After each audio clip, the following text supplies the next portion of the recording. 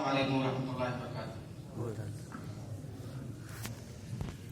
الحمدللہ رب العالمین والعاقبۃ للمتقین والصلاۃ والسلام علی خیر خلقہ محمد وآلہ وصحبہ اجمعین۔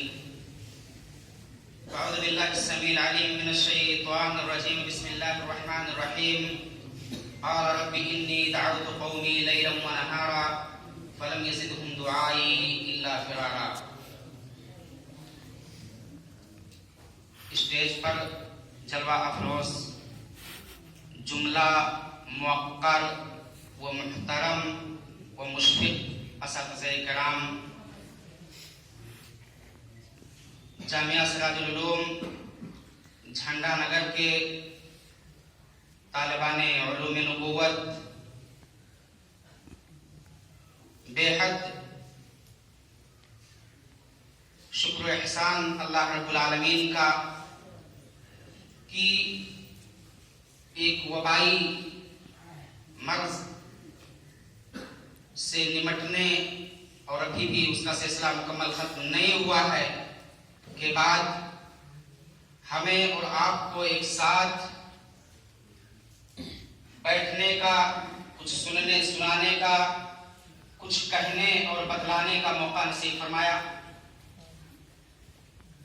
عزیز طلبہ، یہ انجمن یا یہ مجلس جو رچائی اور بسائی گئی ہے،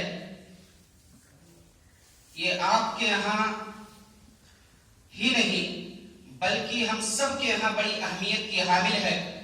ایسی مجلسیں جس میں اللہ رب العالمین کی تعریف ہو، اس کے ذکر و اذکار ہوں، قرآن و سنت کے متعلق باتیں ہوں، اس میں اللہ رب العالمین کے فرشتے حاضر ہوتے ہیں، اس کی رحمتیں بھی نازل ہوتی ہیں۔ یہ انجمن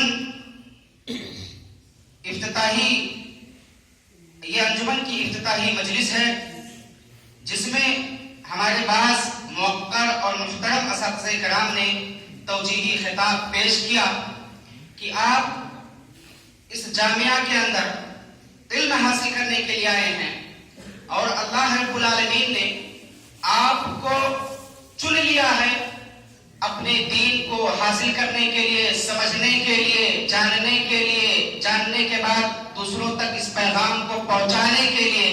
تو آپ امانت داری کے ساتھ اس علم کو حاصل کریں، کوشش کریں کہ آپ آگے بڑھیں اور آپ ہر میدان میں فائز المرام اور کامیاب ہوں۔ انجمن یا خطابت جو انجمن کا ایک عظیم حصہ ہے، جس کے اندر خطابت کے پیچ و خم کو بتایا جاتا ہے، بچے تقریری صلاحیتوں کو پروان چڑھانے کے لیے اس میدان میں محنت کرتے ہیں، ایک کوشش ہوتی ہے اور مختلف طرح کی تقریریں یاد کر کے اپنے اساتذہ کرام کے سامنے پیش کرتے ہیں۔ اس کے اندر جو کمیاں اور کوتاہیاں ہوتی ہیں، محترم اساتذہ کرام ان کمیوں کو ختم کرنے کی، دور کرنے کی توجیہ اور ارشاد کرتے ہیں۔ مقصد یہ ہوتا ہے کہ دین کو سیکھ لیں اور دینی پیغام کو عام کرنے والے بن جائیں۔ اگر خطابت کی تاریخ پر نظر دوڑائی جائے تو یہ چیزیں ملتی ہیں کہ اللہ رب العالمین نے ہر دور میں نبیوں اور رسولوں کو بھیجا، ان کا پیغام، ان کا عمل، ان کا طریقہ، ان کا وتیرہ، ان کا مشن یہ ہوتا تھا کہ دین کے جو پیغامات اللہ رب العالمین نبیوں کو دے رہا ہے، وہ نبی ان پیغامات کو عام کریں تاکہ لوگ دین کو سیکھیں اور دین سے جڑ جائیں۔ جب مزید ہم اس بات کی گہرائی اور گہرائی کے ساتھ مطالعہ کرتے ہیں تو یہ چیزیں نظر آتی ہیں کہ سابقہ انبیاء کرام بھی دعوت کے عظیم سلسلے سے جڑے تھے اور دعوتی پیغام کو عام کرتے تھے۔ نوح علیہ السلام کا معاملہ ہے، انہوں نے اللہ رب العالمین کی جانب سے پائی ہوئی دعوت کو لوگوں کے سامنے پیش کیا. قرآن کریم نے اس کا نقشہ کھینچا ہے. قال رب انی دعوت قومی لیلا ونہارا فلم یزدہم دعائی الا فرارا. اور اس سے پہلے وَأَعْلَنْتُ لَهُمْ وَأَسْرَرْتُ لَهُمْ إِسْرَارًا وغیرہ آیتیں موجود ہیں.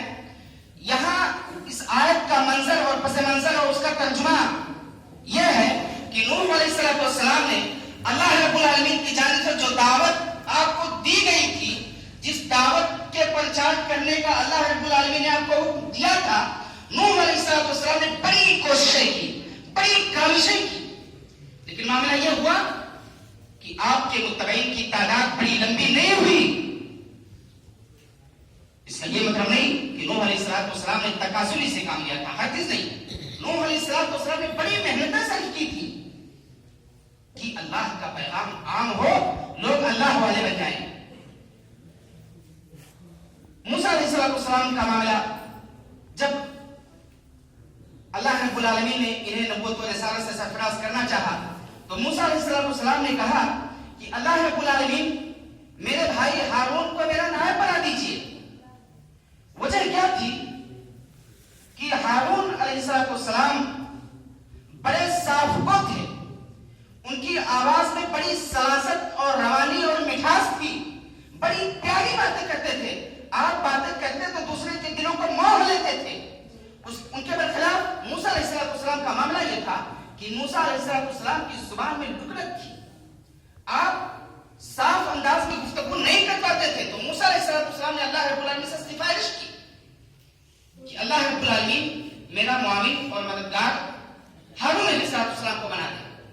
اللہ رب العالمین نے آپ کی سفارش کو قبول کیا اور فرعون سے مقابلہ کے لیے موسیٰ اور ہارون کو اللہ رب العالمین نے بھیجا. تو خطابت کا سلسلہ بڑا طویل ہے اور زندگی کے ہر گوشے میں اگر کہا جائے تو خطابت کی ضرورت ہوتی ہے.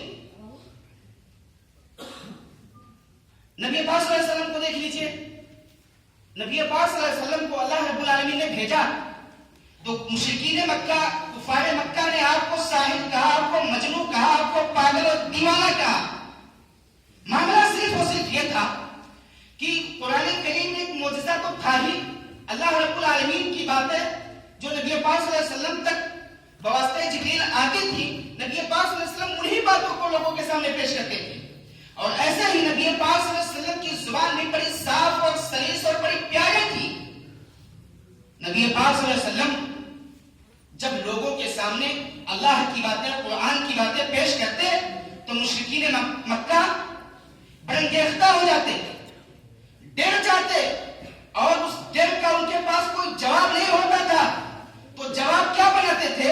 کہتے تھے یہ تو پاگل ہے, یہ مجنون ہے, یہ دیوانہ ہے. یہی پر ایک بات عزیز طلبہ یہ نکلتی ہے کہ ہر نیک کام کرنے والے کو پریشانیوں کا سامنا کرنا پڑے گا, تکالیف کا سامنا کرنا پڑے گا, اس کے راستے میں دشواریاں آئیں گی, اور ان دشواریوں کو, ان تکالیف کو, ان پریشانیوں کو آپ کو برداشت کرنا ہوگا. تب آپ آگے بڑھیں گے, تب آپ کی دعوت کارگر اور مفید ہوگی. یہی میں ایک چیز کا اور اضافہ کرنا چاہتا ہوں کہ خطابت کی ضرورت زندگی کے ہر شعبے میں تو ہے, لیکن میادین خطابت, جن میادین میں خطابت کی ضرورت بہت ہی زیادہ ہے, وہ میادین اگر دیکھا جائے تو ان کو کچھ 3 حصوں میں منقسم کیا جا سکتا ہے. پہلی چیز دعوت دین, کہ آپ دین سیکھیں اور دین کی دعوت دیں, اپنی خطاب کے ذریعے سے, اپنی تحریر کے ذریعے سے, اپنی تقریر کے ذریعے سے, اپنی واز کے ذریعے سے, اپنی بند و رسائل کے ذریعے سے. یہ آپ کی کوشش اور کاوش ہونی چاہیے. دعوت دین, دین کی طرف دعوت دیں. نبی پاک صلی اللہ علیہ وسلم نے اور دیگر انبیاء اکرام کی زندگیوں کو دیکھا جائے تو ان کی دعوت دین سے مربوط تھی.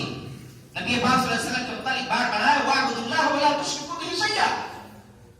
لوگوں تم اللہ والے بن جاؤ, اللہ کی عبادت کرنے والے بن جاؤ, اور اللہ رب العالمین کے ساتھ اپنی عبادت میں, اپنی معاملات میں, اپنی جملہ ضروریات میں کسی اور چیز کو شریک نہ ٹھہراؤ. یہ دعوت تھی نبی پاک صلی اللہ علیہ وسلم کی. اور اس دعوت کا اثر کیا ہوا کہ اپنے بھی جو دشمن تھے وہ بھی یہ کے بعد دیگرے اکثر لوگ اسلام کے دائرے میں آ گئے اور وہ دشمنان اسلام، وہ جبابرہ مکہ، وہ قریش مکہ جن کی اپنی ایک الگ پہچان اور شناخت تھی، وہ بھی جب نبی پاک صلی اللہ علیہ وسلم کی دعوت کو سنے تو ان لوگوں نے بھی، ان میں سے بعض نے بھی اپنا گھٹنا ٹیک کیا اور وہ دائرے اسلام میں آ گئے۔ نبی پاک صلی اللہ علیہ وسلم کا معاملہ ہوتا تھا جب غزوات اور سرایا بھیجتے تھے یا بڑے بڑے جبابرہ اور ملوک کے پاس خط و کتابت کرتے تھے تو اس میں اپنے پیغامات کو اللہ رب العالمین کے کلام سے، اللہ رب العالمین کے نام سے شروع کرتے تھے۔ آپ کی کوشش یہ ہوتی تھی، آپ کی کاوش یہ ہوتی تھی، آپ کا طریقہ اور مشن یہ ہوتا تھا کہ دین کو لوگوں تک پہنچائیں۔ فتح خیبر کا معاملہ ہے، نبی پاک صلی اللہ علیہ وسلم نے صحابہ کرام رضی اللہ تعالیٰ عنہم اجمعین کو بلا کر کے ایک چھوٹا سا خطاب فرمایا، اور اس خطاب میں نبی پاک صلی اللہ علیہ وسلم نے کہا کہ اے صحابہ کرام آپ سنیں، اے صحابہ کرام آپ جان لیں، کل خیبر کی فتح کے لیے جو ٹکڑی روانہ کرنا چاہتا ہوں، جس دستے کو بھیجنا چاہتا ہوں، اس دستے کے متعلق سنیں کہ اس میں کل کے دن ایک ایسے شخص کو جھنڈا دوں گا، ایک ایسے شخص کے ہاتھ میں علم دیا جائے گا جو اللہ سے محبت کرتا ہے، اس کے رسول سے محبت کرتا ہے۔ صحابہ کرام رضی اللہ تعالیٰ عنہم اجمعین نے جب اس بات نبی پاک صلی اللہ علیہ وسلم کی اس پیارے فرمان کو سنا، اس بات کو سنا، تو ہر کوئی سوچ رہا ہے کہ یہ خوشی کا پیغام یا یہ خوش بھرا کلام یا یہ مزدحجہ فضا میرے حق میں آئے، مجھے علم دیا جائے۔ ایسا ہی بات صحابہ کرام کا معاملہ ہے، روایتیں مختلف ہے، یہ دخون علیکم وغیرہ کی باتیں ہیں۔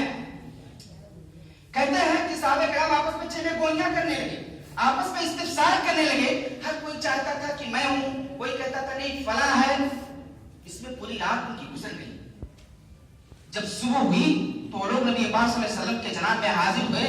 نبی پاک صلی اللہ علیہ وسلم نے کہا این علی بن ابی طالب، علی بن ابی طالب کہاں ہے، کہاں ہے علی بن ابی طالب؟ صحابہ کرام رضی اللہ تعالیٰ عنہم اجمعین نے جب اپنے گرد و نواح میں دیکھا تو کیا کہہ رہے ہیں کہ علی بن ابی طالب مجلس میں موجود نہیں ہے۔ نبی پاک صلی اللہ علیہ وسلم اور ان کی غیر حاضری کی وجہ بھی سن لے کہ ان کی آنکھ میں پریشانی ہے، کچھ تکلیف ہے، جس تکلیف کی وجہ سے وہ آپ کی مجلس میں شریک نہیں ہو رہے ہیں، نہیں ہو پائے ہیں۔ نبی پاک صلی اللہ علیہ وسلم نے صحابہ کرام کو بھیجا، جاؤ علی بن ابی طالب کو لے کر کے آؤ۔ علی بن ابی طالب رضی اللہ تعالیٰ عنہ کو حاضر کیا جاتا ہے۔ نبی پاک صلی اللہ علیہ وسلم نے اپنا لعاب نکال کر کے علی بن ابی طالب رضی اللہ تعالیٰ عنہ کی آنکھ میں سلائی کی طرح پھیر دیا۔ معاملہ یہ ہوا کہ علی بن ابی طالب رضی اللہ تعالیٰ عنہ کی آنکھ اس قدر ٹھیک اور صحیح ہو گئی جیسے انہیں کچھ ہوا ہی نہیں تھا، کوئی پریشانی ہی نہیں تھی۔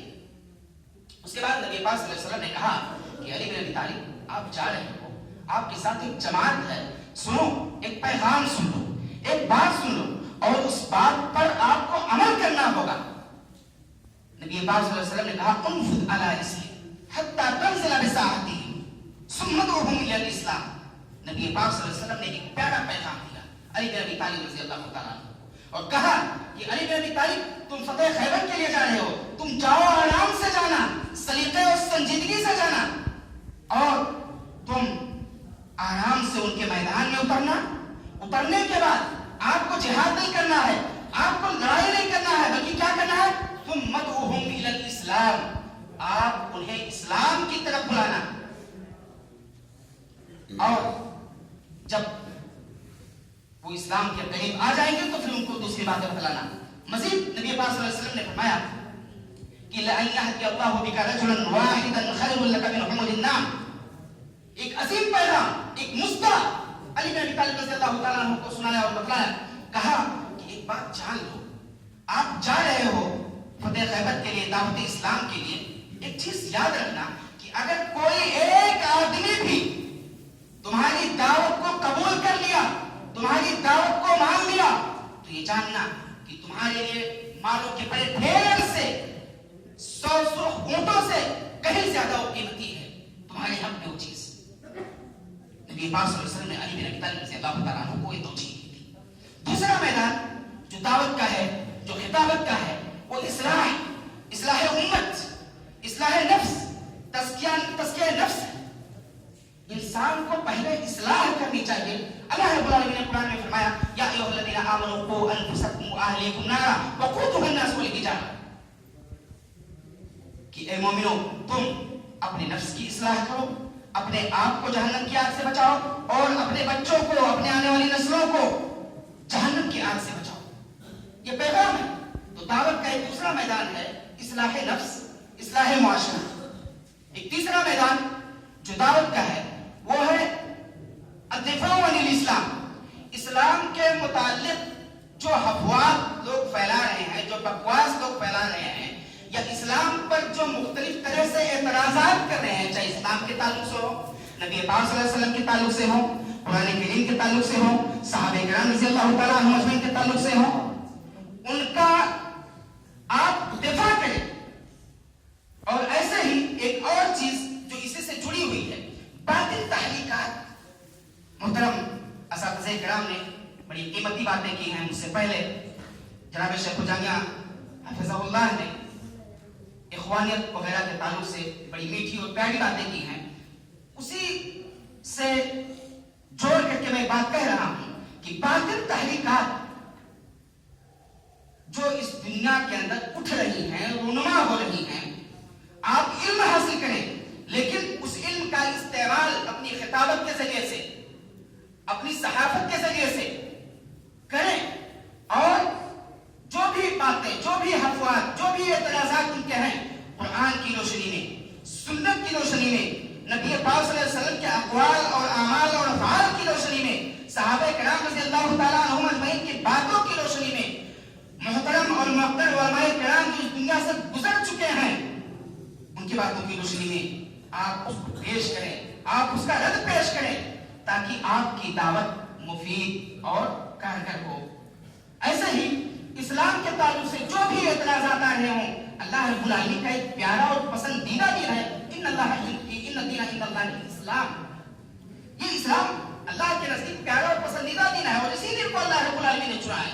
تو اس دین یا اس دین سے متعلق جو بھی اعتراضات آ رہے ہیں، آپ کی کوشش ہونی چاہیے، آپ کی کاوش ہونی چاہیے کہ آپ علم کو حاصل کریں اور اپنے علم کو، اپنے خطابات کو صحافت کے ذریعے سے استعمال بھی کریں، اسلام کے پیغام کو لوگوں تک پہنچائیں، باطل تحریکات کی بے کنی کریں۔ اللہ رب العالمین ہم سب کو اس کی مزید تر مزید توفیق دے، آمین۔ وآخر دعوانا الحمدللہ رب العالمین، والسلام علیکم ورحمۃ اللہ وبرکاتہ۔